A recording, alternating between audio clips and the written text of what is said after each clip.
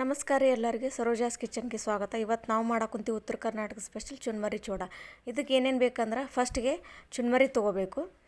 ಆಮೇಲೆ ಸ್ವಲ್ಪ ಅರಿಶಿನ ಪುಡಿ, ಜೀರಿಗೆ, ಸಾಸಿವೆ, ಶೇಂಗಾ, ಜಜ್ಜಿರೋ ಬೆಳ್ಳುಳ್ಳಿ, ಶೇಂಗಾ, ಪುಟಾಣಿ, ಖಾರ, ಉಪ್ಪು.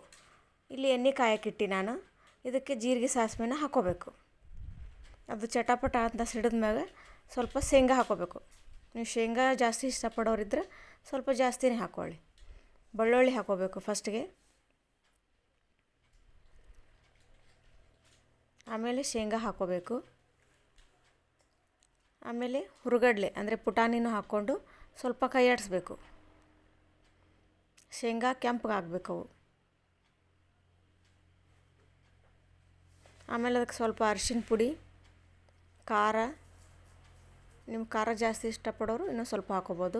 ರುಚಿಗೆ ತಕ್ಕಷ್ಟು ಉಪ್ಪು ಹಾಕಿ ಸ್ವಲ್ಪ ಕೈ ಆಡಿಸ್ಕೊಂಡು ಗ್ಯಾಸ್ನ ಆಫ್ ಮಾಡಬೇಕು. ಆಮೇಲೆ ಚುನ್ಮರಿನ ಹಾಕಿ ಚೆಂದಾಗ ಕಲಿಸ್ಬೇಕು. ಆಮೇಲೆ ಅದಕ್ಕೆ ಸ್ವಲ್ಪ ಸಕ್ಕರೆ ಹಾಕಿ ಇನ್ನೂ ಸ್ವಲ್ಪ ಕಲಿಸಿ ಗ್ಯಾಸ್ ಮೇಲೆ ಸಣ್ಣಗೆ ಲೋ ಫ್ಲೇಮಲ್ಲಿಟ್ಟು ಇನ್ನೊಂದು ಚೂರು ಕೈ ಆಡಿಸಿದ್ರೆ ಉತ್ತರ ಕರ್ನಾಟಕ ಸ್ಪೆಷಲ್ ಚೂಡ ರೆಡಿ.